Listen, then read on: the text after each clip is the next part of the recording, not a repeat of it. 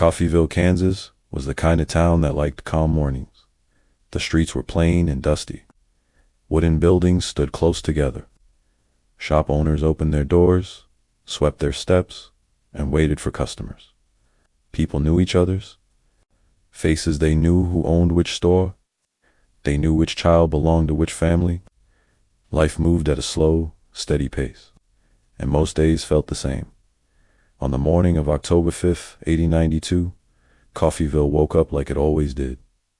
The sun rose clean and bright. The air was warm for early October. A few wagons rolled across the street. Men walked toward work with lunch pails. Women stepped out to buy goods. Some people stopped to talk for a minute, then continued on. Nothing. And the town looked like danger. But miles away, danger was already on its way. 5 men rode toward Coffeyville on horseback. They rode with purpose, not like travelers who were lost or tired. Their horses moved in a steady line, and the riders kept their eyes forward.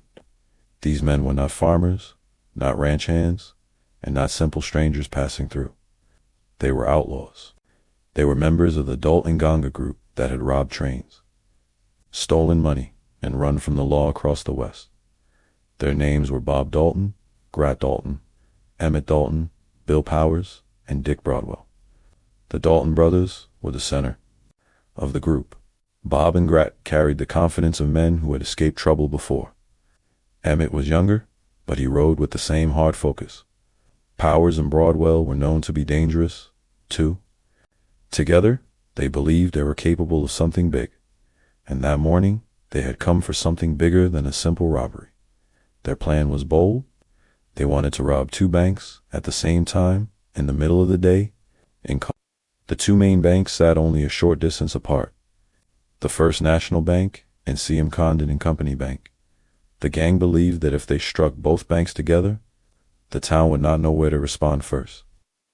They believed that people would freeze in fear.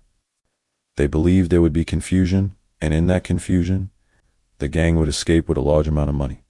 The plan sounded clever when spoken out loud on a quiet road, but it depended on one thing above all: speed. It also depended on the town being slow, unprepared, and afraid. Coffeyville was none of those things. The outlaws knew people might recognize them, so they tried to hide their identities. They changed clothes and used simple disguises. Some accounts say they wore false beards and altered their look. They believed that if they looked like ordinary men, they could walk through the town without raising alarm. They believed they could control the first few minutes, and if they controlled the first few minutes, they could control everything. As the riders entered Coffeyville, the town did not scream. There was no warning bell. No army waited for them. No sheriff rode out to stop them at the edge of town. For a brief moment, the outlaws must have felt the plan was working. They moved into the center of town, as if they belonged there. But Coffeyville had something the gang did not fully understand. Sharp eyes. People in small towns pay attention. A stranger is noticed. A strange horse is noticed. A man who looks like he is trying too hard to look normal is noticed. Someone saw the riders and felt a quiet pull of concern. Another person looked again and recognized a shape, a stance, a face. The details did not need to be perfect. The feeling was enough. These were not honest men. Word started to spread first as a whisper, then as a warning. A man stepped quickly into a store and spoke low. Another person hurried across the street, scanning the riders. Some townspeople remembered wanted posters.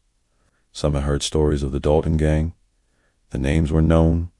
The idea of them coming to Coffeyville sounded impossible. Yet there they were, in the open, in daylight. Still, many people did not run. They did not hide under beds. They did not wait for someone else to solve the problem. Instead, they began to prepare. In Coffeyville, a hardware store was not just a place to buy nails and tools. It was also a place where guns and ammunition could be found. Men moved with quick steps, not loud, not wild, but serious. They went behind counters. They pulled rifles from racks. They opened boxes of cartridges. Hands that had been calm minutes earlier now trembled as bullets were counted and loaded. Faces turned tight, breathing became shallow, but fear did not stop them. The outlaws split up, just as planned. Some moved toward one bank, the others moved toward the second. They acted fast, and they acted as if they owned the street.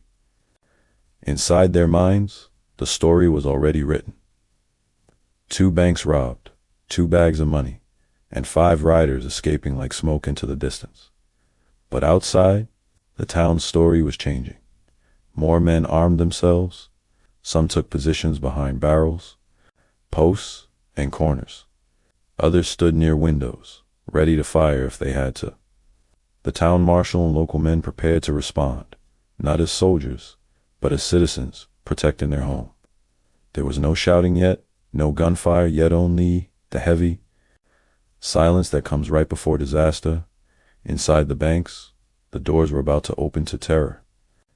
Outside, the street was filling with people who had made a choice. The Dalton Gang had come to Coffeyville to make history. Coffeyville was about to answer them by late morning. The Dalton Gang was already moving like a machine. They did not ride in circles or waste time talking. They rode straight into Coffeyville's center, where the 2 banks sat close enough for their plan to work. The town looked calm, but the outlaws did not notice the small signs. They did not notice the wayheads turned a second too long.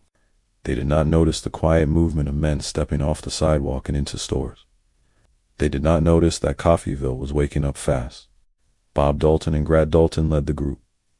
They had chosen Coffeyville for a reason. It was not a big city with strong guards. It was a busy town, but not too busy.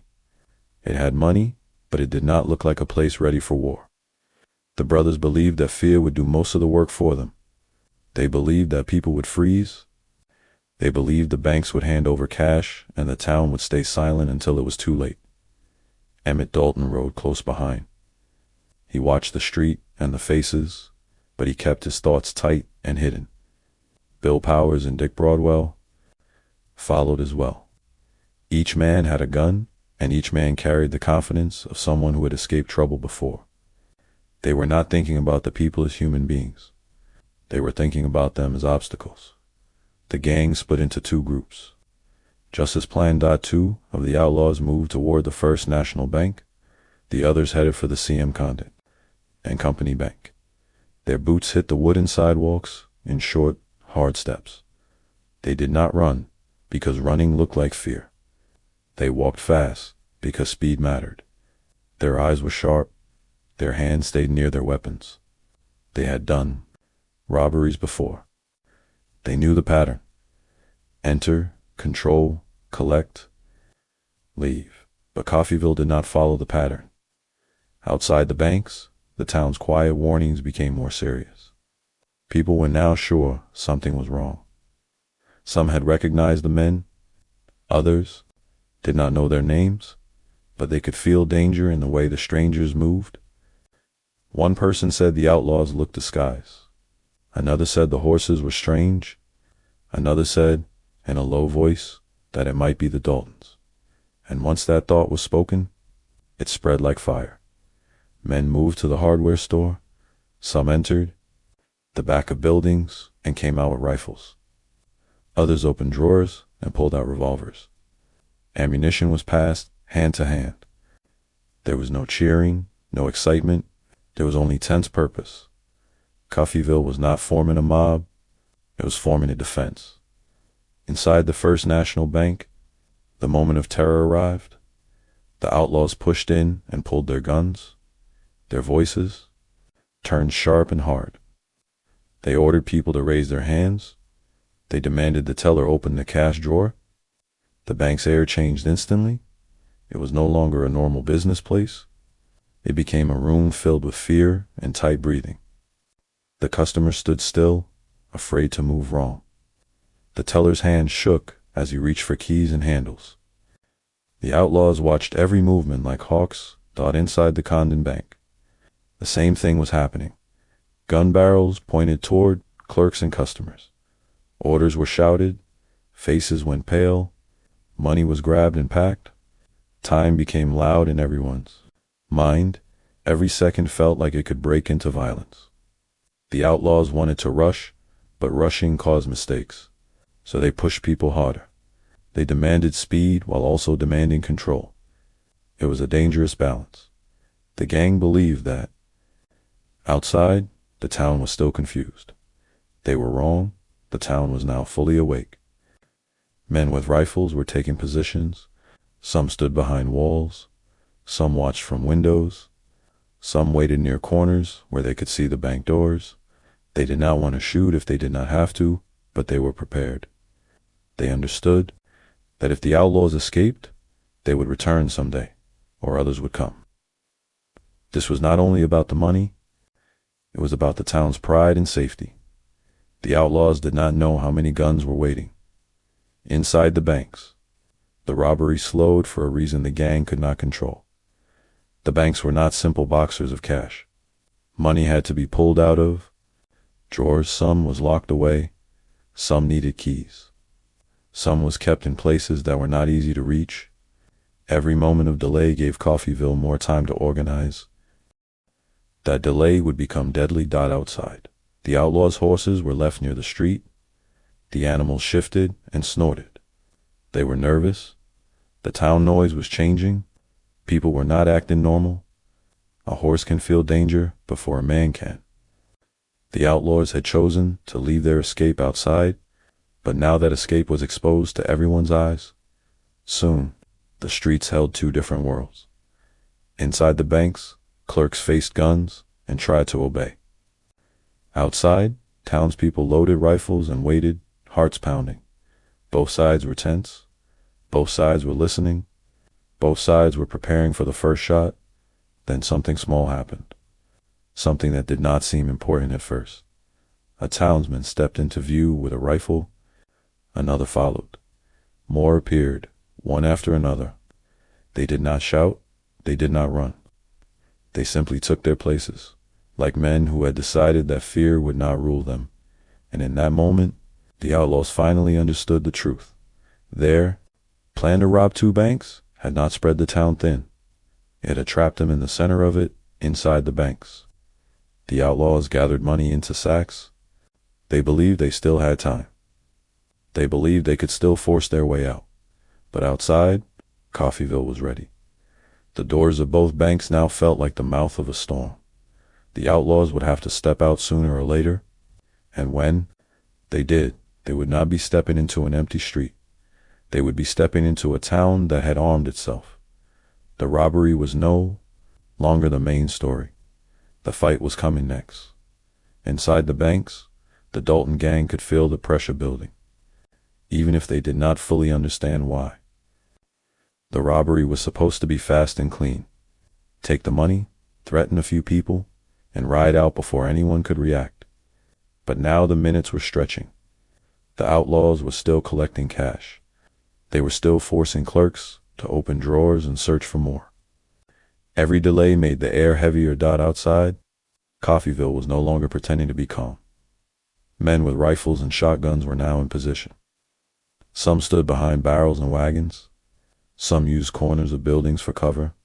Others took aim from windows. They watched the bank doors with focused eyes. They did not know exactly how many outlaws were inside, but they knew enough. The town had made its decision. The gang would not leave easily. A dangerous silence formed over the street. It was the kind of silence that feels louder than noise. The wind moved dust along the road. A horse shifted its hooves. A store sign creaked on its nails, and every man, outlaw or citizen, waited for the first break. Inside the banks, fear and anger mixed together. The customers and clerks were trapped, too. They did not want to die for money that was not theirs. They obeyed the outlaws because a gun barrel gave no room for arguments. Some people stared at the floor. Some whispered prayers. Some tried to memorize faces, thinking it might matter later. Others tried not to look at the outlaws at all, afraid that even eye contact could cause violence. The outlaws spoke in hard voices. They wanted control. They wanted obedience. But control is never perfect. especially when time runs out. At the First National Bank, the outlaws began to sense movement outside. They heard faint sounds, quick steps, a door closing, a murmur that died too quickly. They looked through windows and saw shapes that did not belong. Men were not walking away. Men were standing still. Some were holding rifles. In the Condon Bank, the feeling was the same. There were small glimpses through glass figures at corners. Men crouched low, faces half hidden behind cover. The gang had hoped for panic. Instead, they were seeing readiness. Bob Dalton's confidence tightened into something sharper. Grat Dalton's patience thinned. They had planned for lawmen, maybe a small chase. They had not planned for a whole town turning into armed resistance. Still, they believed they could force their way out. They gathered their money sacks. They ordered people to stay back. They prepared to step out and move quickly toward their horses. They believed that speed and boldness could still win. Then the doors opened. One group of outlaws stepped into the street first. For a split second, the sunlight hit their faces, and the town saw them clearly. In that instant, the last doubts disappeared. The people of Coffeyville were no longer guessing. These were the Daltons and their partners. A voice shouted. Another answered. The street erupted into movement. The first shots came quickly. It is hard to say who fired first, because in moments like that, everything happens at once. But what is clear is this. When gunfire started, it did not stop. Shots cracked through the air like breaking wood. Glass shattered. Dust jumped off the street. Bullets punched into walls and windows. People shouted warnings, and others yelled names. The sound was sharp and violent, echoing between the buildings. The Dalton Gang tried to fight their way forward. They fired back, aiming at the closest threats. They moved toward cover, looking for a path to their horses. But the street was not open. The town had formed a trap without even planning it like a trap. Men were positioned in more than one place. Gunfire came from different angles. The outlaws were exposed in the center. The citizens of Coffeyville did not fire like trained soldiers. They fired like men fighting for their own lives and their town. Some shots were wild, some hit nothing. But enough bullets found their targets to make every second deadly. A townsman fell. Another dragged him back. Someone shouted that the marshal had been hit. Someone else yelled to keep shooting, to not let the outlaws reach their horses. The street became confusion and courage mixed together. In the middle of the chaos, Emmett Dalton was hit. It did not happen like a movie. There was no slow motion. One moment he was standing, firing, and trying to move. The next moment pain slammed into him. He staggered. He tried to stay upright. His body did not want to obey, but his mind refused to quit. He had come too far, and he was not ready to die in the street. He kept fighting. That was the strange thing about Emmett in that moment. He was an outlaw, yes, but he was also a young man caught in a terrible choice that was now collapsing around him. While bullets flew, he saw the truth more clearly than the others. The plan was failing. And in that failure, survival became the only goal. The outlaws moved toward a narrow space between buildings, trying to break away from the main fire. They used whatever cover they could, fine walls, posts, corners. They fired back, hoping to scare the townspeople into stepping away. But Coffeyville did not step away. More citizens appeared, carrying guns. The outlaws had expected a few defenders. They were now facing a growing wall of resistance. Each minute they stayed in town brought more rifles to the fight. Bob and Grat Dalton tried to control the chaos, but even leaders cannot control bullets. Their horses were still their hope, but reaching them fell harder with every second. The street was full of danger, and every move exposed them again. And then came a frightening thought. If they could not reach their horses, they could not escape. The first gunfight of the Coffeyville Bank Raid was no longer about money. It was about who would leave that street alive, as smoke and dust hung in the air. The outlaws realized they were not riding out as legends.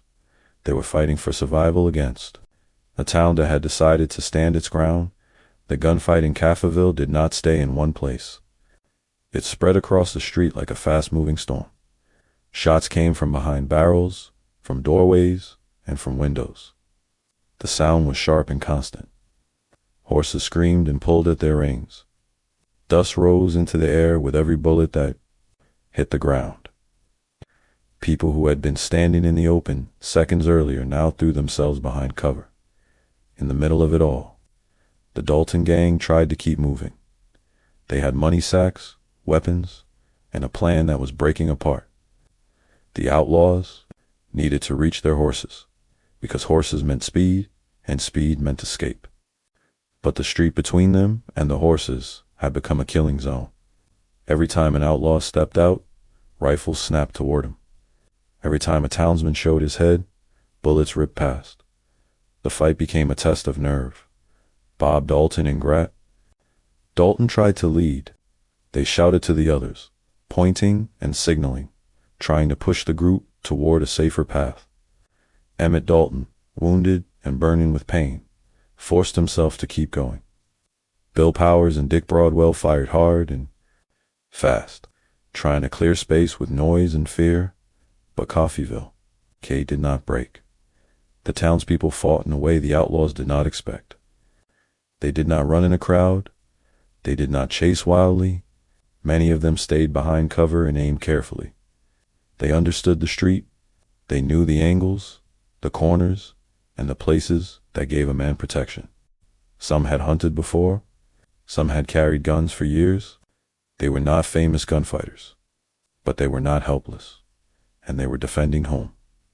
The outlaws tried to change position, moving toward a narrow area near the buildings. They wanted to reduce the number of angles firing at them, but as they shifted, more shots met them. The town's defenders were spread out, and the outlaws were caught between lines of fire. A man in Coffeyville ran ammunition to someone else. Another man pulled a wounded friend into a store. A woman screamed from inside a building and slammed the door shut.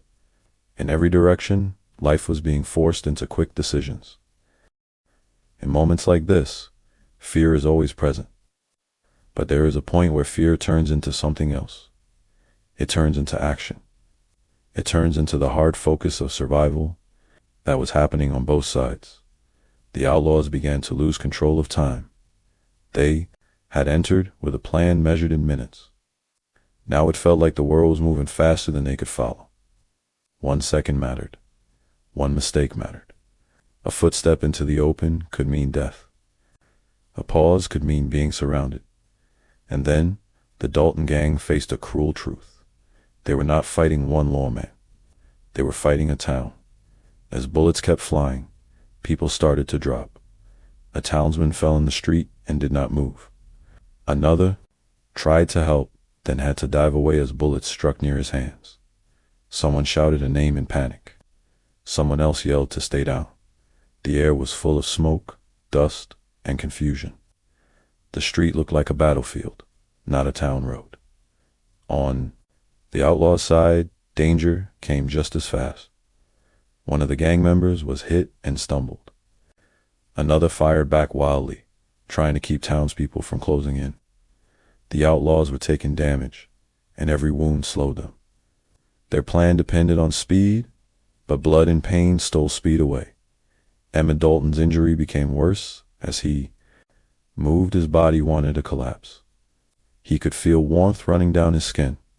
His breathing became rough, yet he kept his gun in his hand. He kept his eyes up. He kept moving, because stopping meant dying.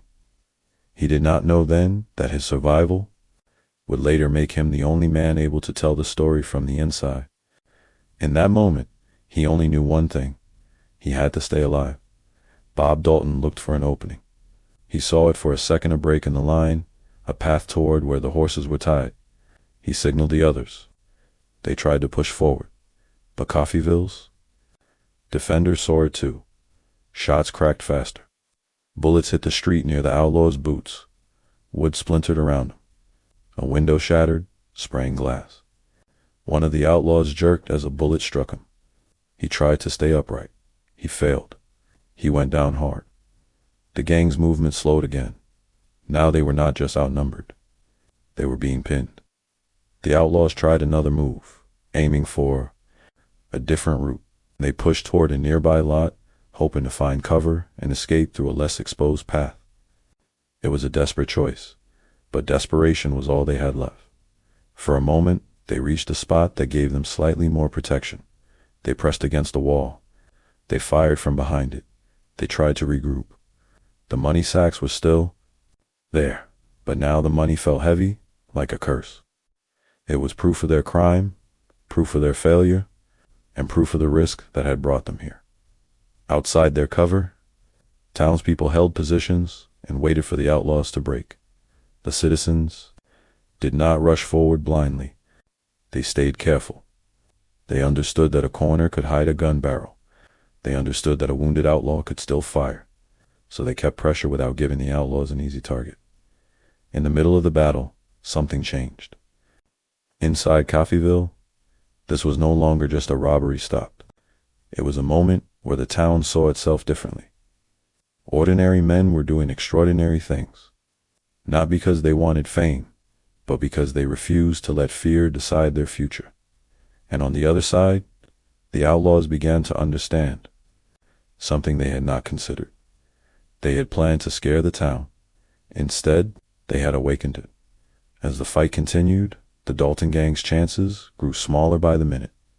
The street was full of danger. Their escape was uncertain. Their numbers were shrinking. Their bodies were failing. And the town of Coffeyville was not done. The next moments would decide who walked away from this street of firing, who would never leave it. The fight in Coffeyville kept burning, but it was not only loud, it was also smart. The townspeople were not just shooting, they were thinking. They were watching how the outlaws moved. They were learning, second by second, what the Dalton Gang was trying to do.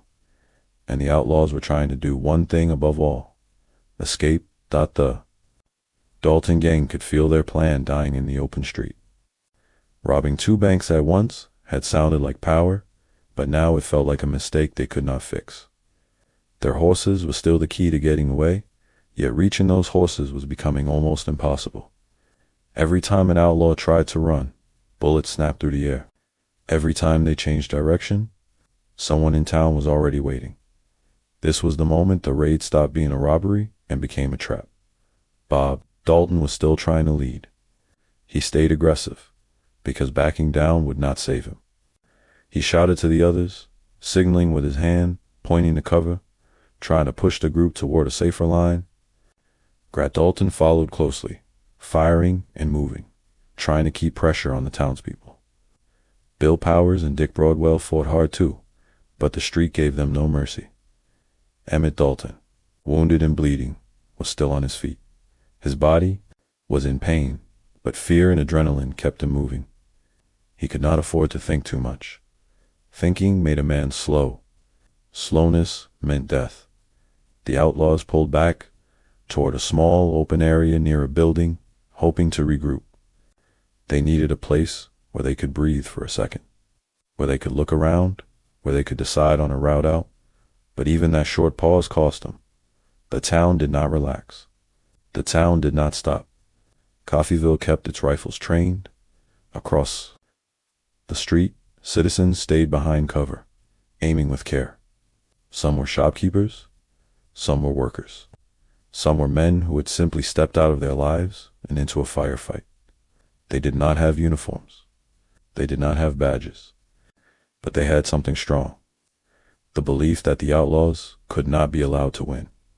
The shootout had already taken lives, and everyone could feel it. There were moments when a man would suddenly drop, and the world around him would freeze for half a second. Then the fight would continue. A friend might try to reach him, but bullets would force that friend back.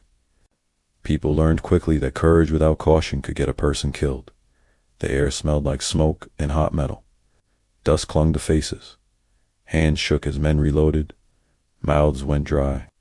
The sound of gunfire echoed between buildings, making it hard to hear anything else. And yet, The townspeople could still sense where the outlaws were, because the outlaws had one big weakness. They were stuck in the middle. The Dalton gang tried to push out of the trap again. They fired toward the strongest threats, hoping to force the citizens back and open a path. They aimed for the men with the clearest shots. They aimed for movement. They aimed for fear. But Coffeyville did not give them fear the way they wanted. Yes, people were afraid. Any human would be afraid. But the fear did not turn into running. It turned into stubbornness. It turned into anger. It turned into the decision to stay in place and hold the line. As the minutes passed, the outlaws began to lose something important. Options. Their horses were not just far away. The horses were exposed. The town could shoot at them. The town could move them. The town could block the outlaws from reaching them. An outlaw without a horse in that era was a man without an exit. The trap tightened with every shot. Then, a small detail became a big problem. Some of the outlaws had worn disguises, but in a fight, disguises do not help. Sweat loosens things. Motion tears things. Pain makes men forget to keep their faces hidden. The more the gang fought, the more the town saw them clearly. This was not a rumor anymore. This was the Dalton Gang right there, bleeding in the street. The citizens' determination grew stronger. Men who had stayed inside their buildings at first now came out with guns. Others ran ammunition forward. Someone shouted directions. Few citizens tried to keep people away from the line of fire, pushing frightened townsfolk back into stores and alleys. In a strange way, Coffeyville was becoming organized. Even under chaos, the outlaws did not expect this level of resistance. They expected a town to wait for the law. They expected fear to create space. Instead, the town itself became the law. Dalton tried to force a breakthrough. He moved with boldness, stepping out from cover, firing, and trying to reach a better position. For a moment, it looked like he might create an opening. But bullets came hard and fast in response. The town's defenders were too many, and they were close. Bob was pushed back again, forced to retreat. Each retreat was worse than the last, because retreat meant giving up ground, and giving up ground meant losing the street. The Dalton gang was now fighting while moving backward, and that is not how outlaws win. Emmett Dalton could feel the danger becoming final. Pain was spreading through him. His legs felt heavy. His breath came in short bursts. Still, he stayed close to the others, because being alone meant being surrounded. He tried to keep his gun steady, but his body shook. He was not thinking about money anymore. He was not thinking about legend. He was thinking about one simple thing: living long enough to see the end of the next minute in Coffeyville. The townspeople also felt the fight reaching a turning point. They could sense that the outlaws were weakening. They could see the changes. In movement, the slower steps, the shorter bursts, the desperate searching for cover. The citizens did not need to be experts to know what it meant. The Dalton gang was running out of time. And now, the town was no longer only defending. The town was closing in. The trap that began with recognition was becoming complete. The outlaws were being boxed in by ordinary men with rifles, men who had nothing to gain except safety and pride. As the gunfire continued, one truth became clear on both sides. This raid would not end with a clean escape. It would end with bodies on the street. And the next moments would decide whether the Daltons would die as outlaws or be captured as broken men. The gunfight had been burning for minutes, but it felt longer than that. In Coffeyville, time had turned strange. Every second felt heavy. Every sound felt sharp. The street was full of smoke and dust, and the air carried the smell of gunpowder. The town that had started the day in peace now looked like a place touched by war for the Dalton gang. The situation was becoming desperate. They had come to Coffeyville to take money and leave quickly. Instead, they were trapped in the center of town with armed citizens all around them. They still had sacks of cash, but now the money felt useless. Money could not stop bullets. Money could not heal wounds. Money could not open an escape route when a town refused to step aside. Bob Dalton could see the danger clearly now. He was not a foolish man. He knew when a plan was failing. He also knew that staying where they were meant certain death. The gang had to move. They had to break through. They had to reach their horses or find another way out. So Bob made a decision that outlaws often make when they are cornered. He decided to gamble. He signaled to the others and pushed for a hard move. It was not clean. It was not safe. It was a desperate attempt to force the town back with speed and gunfire. The outlaws fired toward the nearest threats and began to move again, aiming for any path that looked even slightly open. Grad Dalton moved with him, trying to cover Bob's movement. He fired with quick, sharp bursts, trying to keep citizens pinned down. Bill Powers and Dick Broadwell followed, using whatever cover they could find. Emmett Dalton, wounded and losing strength, forced his legs to obey. Every step hurt, but he stepped anyway. They moved as a group, but their group was not strong anymore. Wounds slowed them. Pain broke their focus. The street offered only small patches of protection, and the town's defenders were closer than before. Coffeyville's citizens could sense what the outlaws were trying to do. They had watched them retreat. They had watched them shift positions. Now they could see the outlaws preparing for one last push. The townspeople understood that if the gang broke through, the fight could spread beyond the street. The outlaws could escape into the countryside. They could disappear. So the citizens held their positions and tightened them. Men aimed from windows and corners. Others moved carefully to block possible routes. Some reloaded with fast hands, shaken from stress, but steady enough to work. The defenders did not act like a wild mob. They acted like people who had seen enough and would not allow the gang to simply ride away. The outlaws stepped out again, and the street answered with gunfire. Shots cracked from both sides. Bullets struck wood and stone. Splinters flew from a building's edge. A shop window burst into pieces. A horse jerked and screamed. Someone yelled in pain, and another voice shouted a warning. For a moment, everything became pure chaos again. But inside the chaos, the trap still held.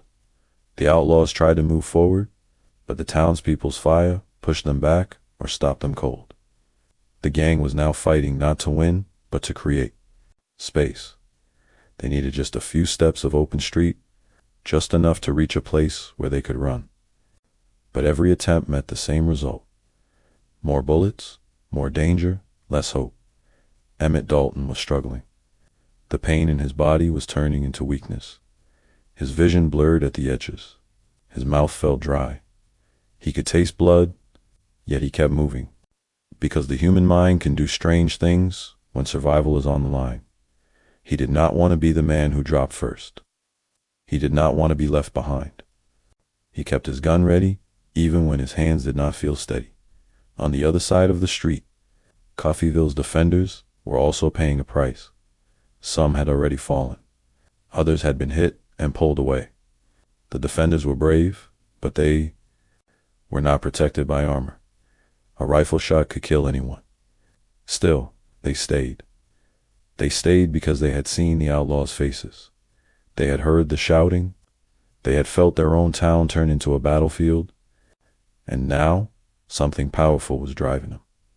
The belief that the fight had to end here. Not later, not somewhere else. Not in another town.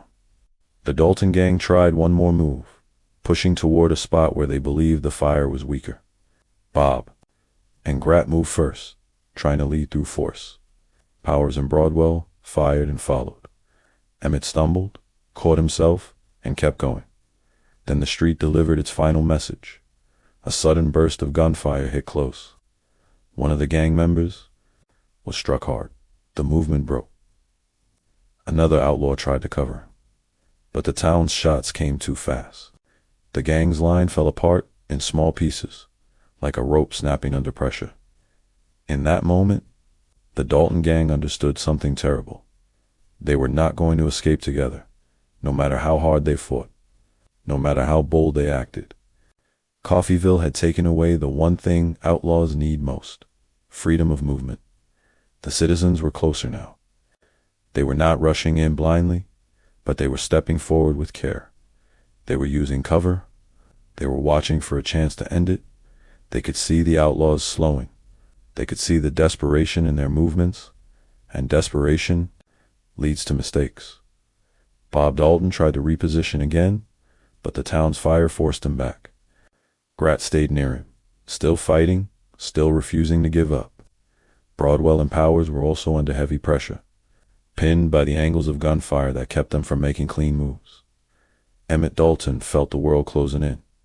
He could sense that this was the final stage. He could sense the end coming, even if he did not know exactly how it would happen. His body was breaking, but he was not ready to fall.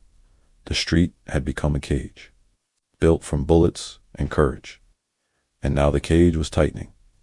The outlaws had one last chance, and it was shrinking with every breath. In the next moments, Coffeyville would not just stop the raid, Coffeyville would finish it. The fight in Coffeyville was reaching its breaking point. Smoke drifted across the street. The loud cracks of rifles and revolvers came in quick waves, then small pauses, then quick waves again. The pauses were never calm. There were only the moments when men reloaded, shifted position, or took one breath before firing again. The Dalton Gang was no longer trying to scare anyone. They were no longer trying to rob banks. They were no longer thinking about fame. They were fighting to survive.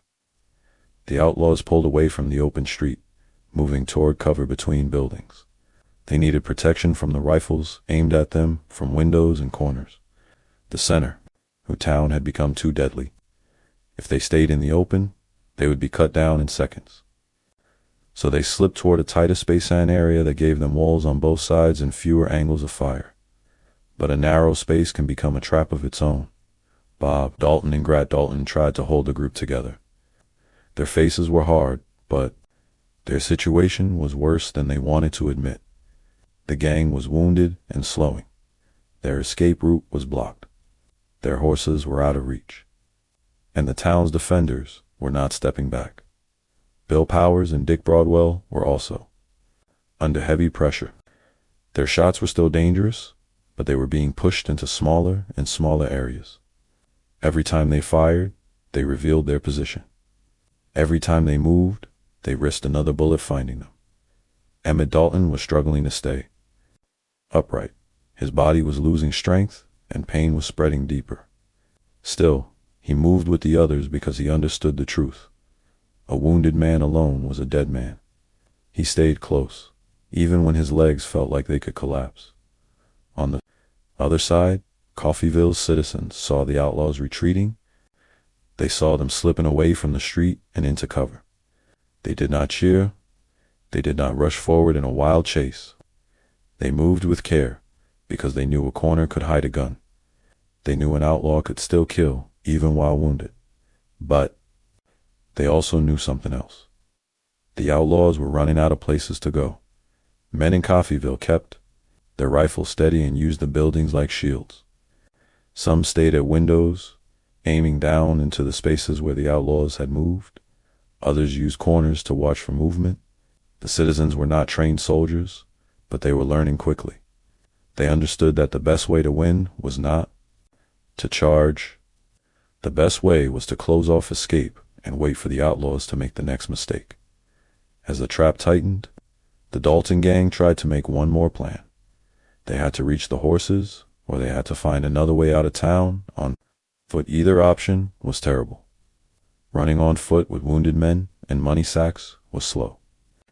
Reaching the horses meant crossing dangerous open ground.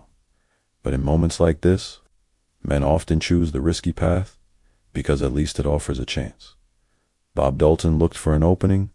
He watched the positions of the townspeople. He listened for the rhythm of the gunfire. He tried to pick a moment when the citizens might be reloading or shifting. He wanted to break out fast and hard, forcing the town to hesitate. He made his move. The outlaws tried to push out from cover, firing as they moved. For a second, It looked like they might create space. The sudden burst of movement surprised a few defenders. Dust kicked up under boots. Gunfire echoed sharply, but the town answered. Immediately, rifles cracked from more than one direction. Shots came from windows and corners. Bullets struck near the outlaws' feet and tore into the wood around them. The outlaws were forced back again, like waves hitting a wall. This time, the cost was heavier. In the chaos, one of the gang members took a deadly hit. Another was struck soon after. The outlaws tried to keep moving, but their bodies could not keep up with their will. A wounded man falls slower than a healthy man. He stumbles. He reaches out. He tries to catch himself. But in a gunfight, a stumble can become the last movement a man ever makes. The citizens of Coffeyville could see the outlaws weakening. They could see the slow steps.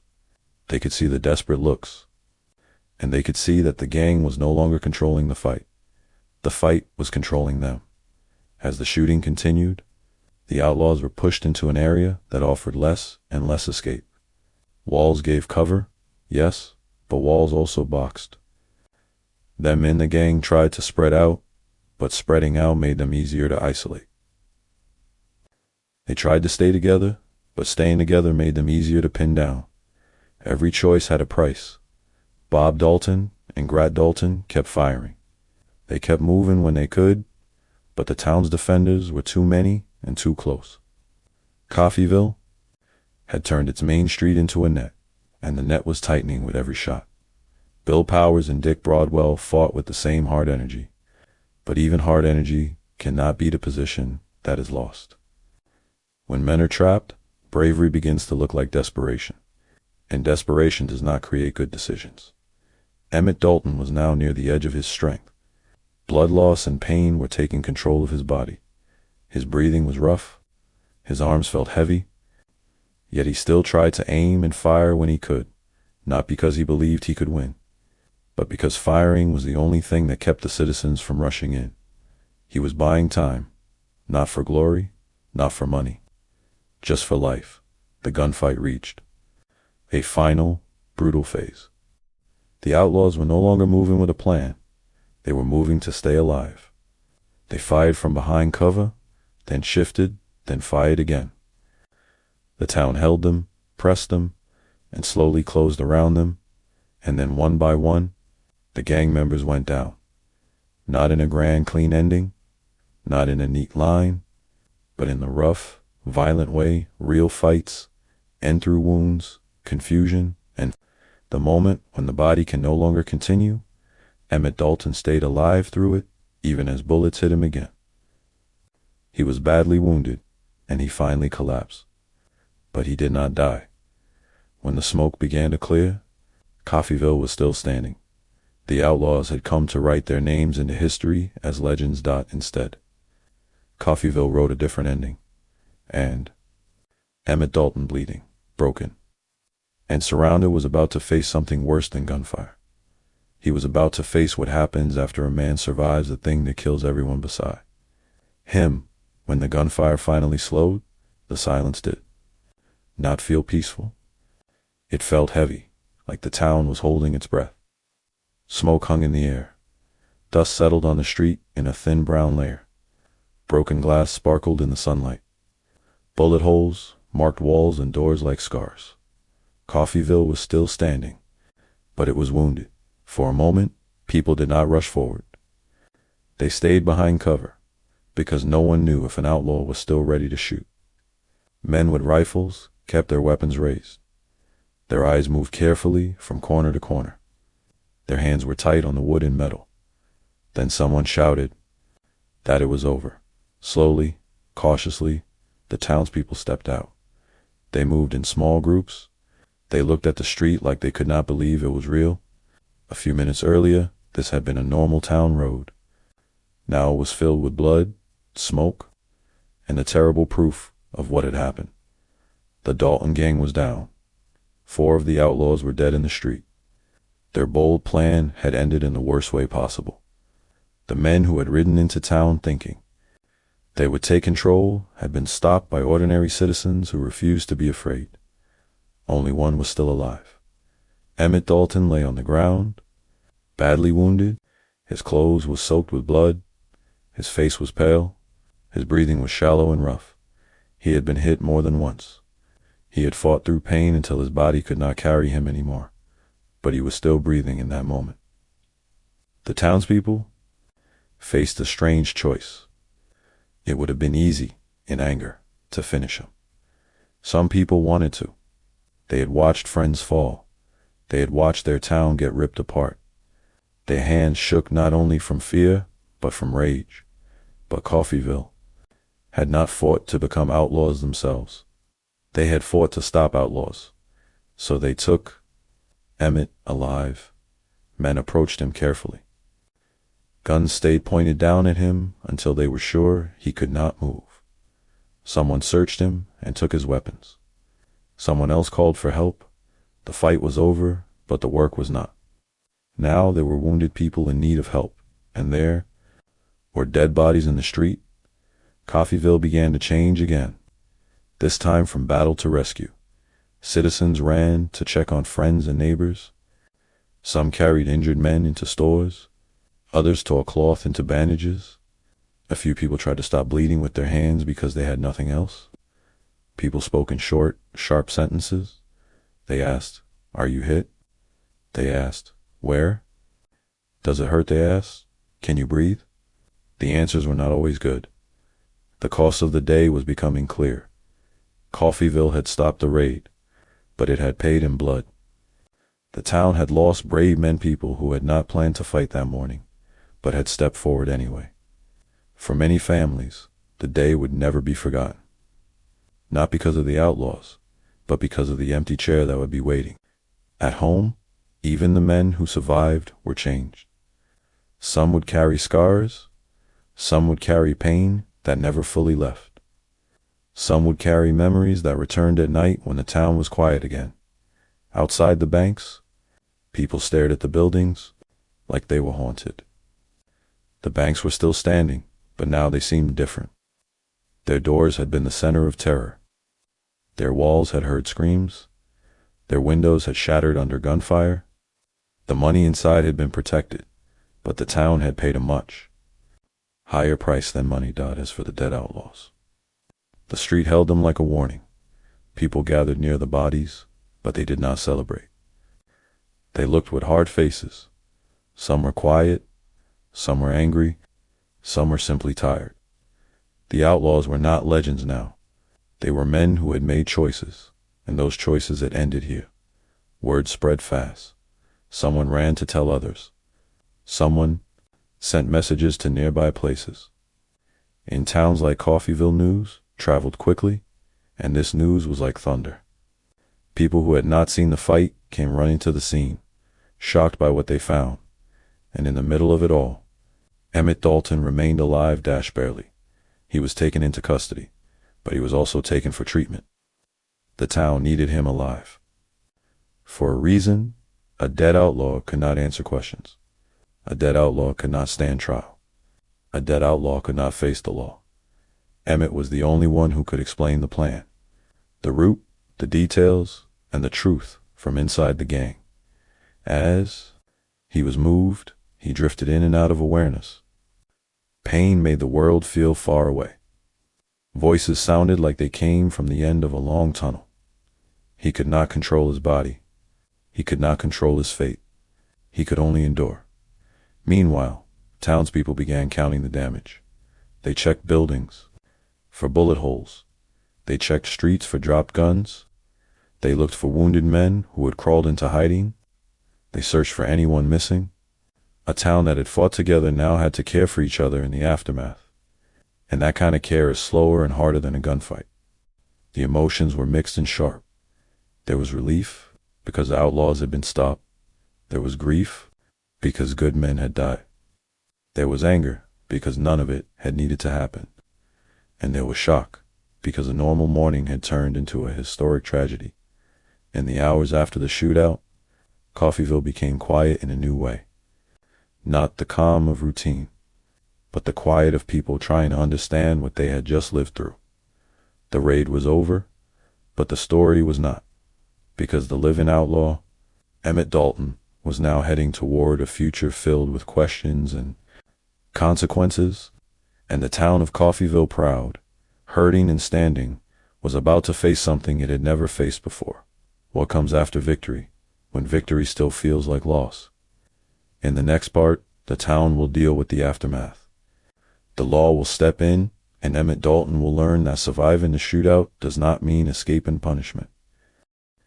After the smoke cleared, Coffeyville did not feel like a victory town. It felt like a town that had survived the storm. People walked slowly. They spoke in low voices. They looked at each other's faces as if they were checking who was still alive. The street where gunfire had raged was now quiet, but the quiet carried pain. The first hard truth was simple. This fight had a cost. 4 townsmen had been killed in the shootout. Among them were Marshal Charles Connolly and George Cuban, men who had stood against the outlaws when the danger became real. Lucius Baldwin and Charles Brown also died that day. Their names were spoken with respect, and their deaths became part of Coffeyville's memory. Families began to mourn before the day even ended. Some people cried openly. Others held their grief inside because they had no strength left to show it. The dead outlaws were also gathered. The bodies of Bob Dalton, Grat Dalton, Bill Powers, and Dick Broadwell lay as proof that the raid was finished. They had ridden into town believing they would leave with money and fame. Instead, they left the world in the same street they tried to control, and still, one outlaw was alive. Emmett Dalton was taken under guard. He was badly wounded and near death, but the citizens and the law did not allow him to simply fade away. He was treated because he had to face justice. His injuries were serious, and the pain did not stop just because the shooting had stopped. In those first hours, he could not be brave or proud. He could only endure it as he lay on the watch. The town began to ask questions. Why Coffeyville? Why 2 banks? How did the gang believe this would work? People also asked the deeper question. One that hurt more. If the gang had chosen another day, another town, would these men still be alive? No one could answer that. Soon, officials and lawmen outside the town took over parts of the scene. Reports were written. Witnesses were questioned. The banks gave statements. Townspeople told what they saw. Some accounts did not match perfectly because fear and smoke can confuse the mind.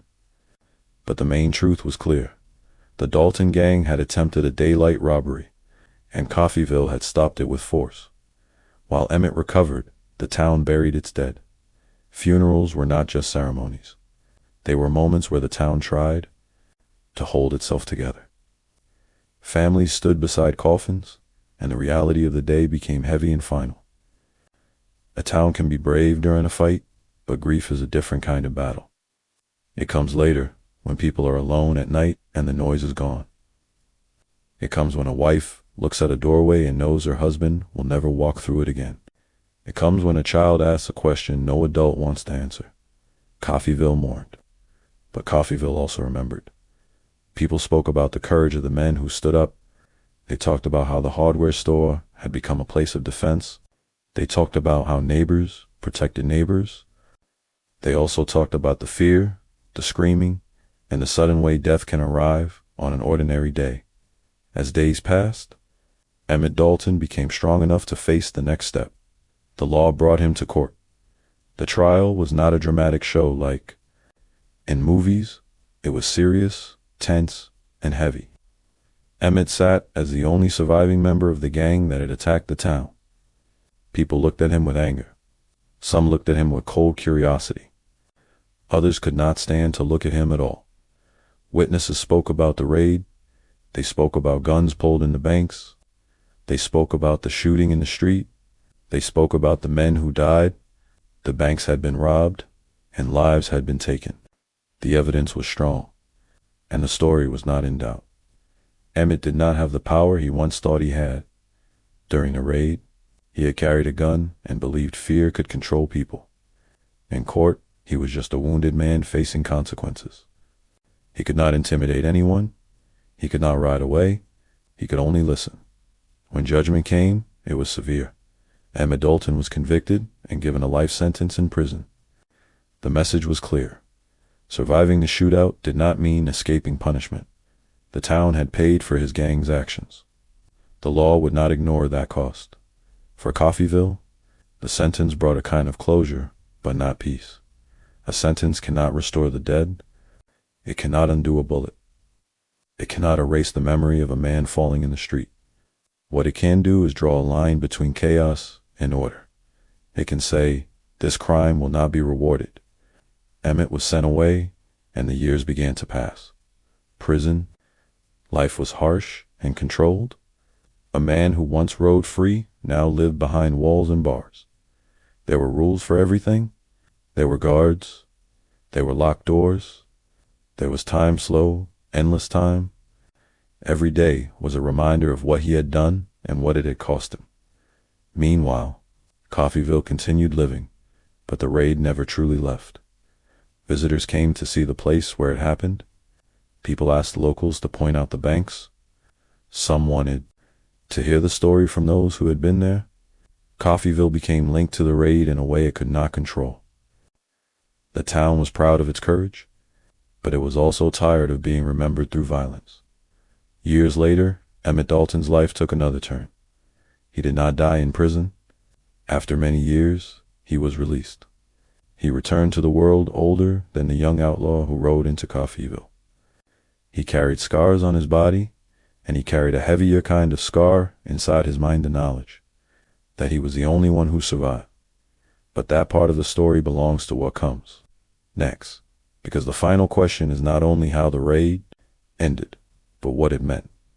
What did Coffeyville become after that day? What did Emmett become after prison? And why, more than a century later, does the Coffeyville Bank Raid still feel so real?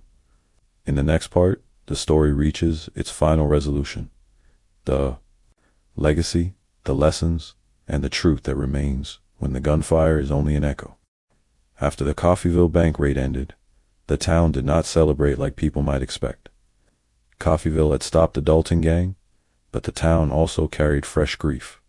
4 defenders were dead, and many others were hurt. The street where they had stood together now felt different.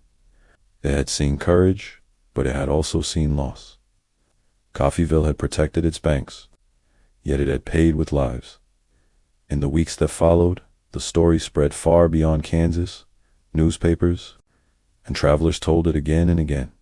5 outlaws tried to rob 2 banks at the same time, and a town fought back. The details changed slightly depending on who spoke, but the core truth stayed the same. On October 5th, 1892, the Dalton Gang walked into Coffeyville, and Coffeyville refused to be afraid. The names of the dead defenders became part of the town's memory. City Marshal Charles T. Connolly, George Cuban, Lucius Baldwin, and Charles Brown were remembered not as famous fighters, but as men who stood up when the moment demanded it. The town never forgot that it was ordinary citizens, neighbors, and workers who helped stop the raid. The outlaws' ending was also clear. Bob Dalton, Grat Dalton, Bill Powers, and Dick Broadwell died in the fight. The plan that was meant to create legend became their last day. Coffeyville did not give them the ending they wanted, but one name did not end on that street. Emmett Dalton survived, even though he was badly wounded. After he recovered enough to face the law, he was tried and sentenced to prison. Sources agree on the key outcome. He was sent to the Kansas State Penitentiary at Lansing and remained there for about 14 years. Later, he left prison in 1907, through pardon or parole depending on the account. The important truth is that he did not escape consequences, and he did not walk free quickly. Emmett's life after prison became a different kind of story. He was no longer a young outlaw riding into town with a gun. He was a man living with scars, carrying the heavy fact that he was the only member of the 5 who lived. In later years, he used his notoriety in safer ways writing and working in entertainment his past into something people would pay to hear. But behind every later chapter was the same shadow. Coffeyville was the day that changed everything. For Coffeyville, the raid became both history and identity. The town was known nationwide as the place that stopped the Daltons. Over time, the banks and the streets connected to the fight became places people wanted to see. The story turned into a local lesson about community, danger, and choice. One part of the story that still holds attention is the location where the outlaws tried to escape. Coffeyville remembers the route and the fatal problem: the outlaws. The escape plan was exposed, and the town's defenders had strong positions. The city's own historical telling points to the short, violent timing of it on lonely minutes from raid to final shots, and it highlights the area remembered as Death Alley, where Marshall Connolly died.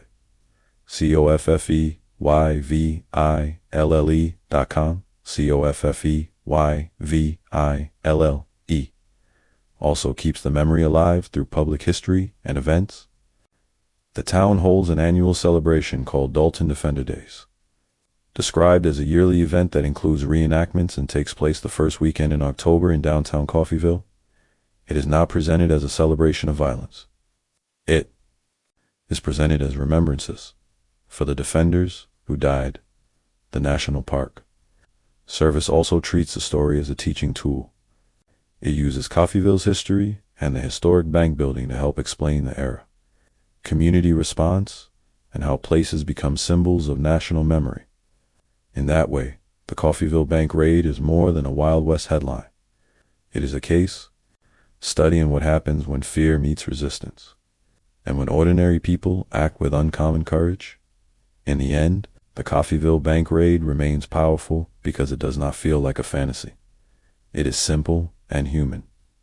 A group of men believed they could take what they wanted. A town decided it would not allow it. The result was fast, violent, and permanent. And long after the guns went quiet, the choices of that day continued to shape lives. In a final sense, the story becomes a warning and a tribute at the same time. It warns that pride and desperation can push people into terrible decisions. And it honors the fact that a community can protect itself, even when the cost is painful. At the close, the video asks viewers to support the channel by liking and subscribing, and to comment the word Coffeyville if they want the next biography episode about Emmett Dalton's life after prison and how he tried to live with what he had done.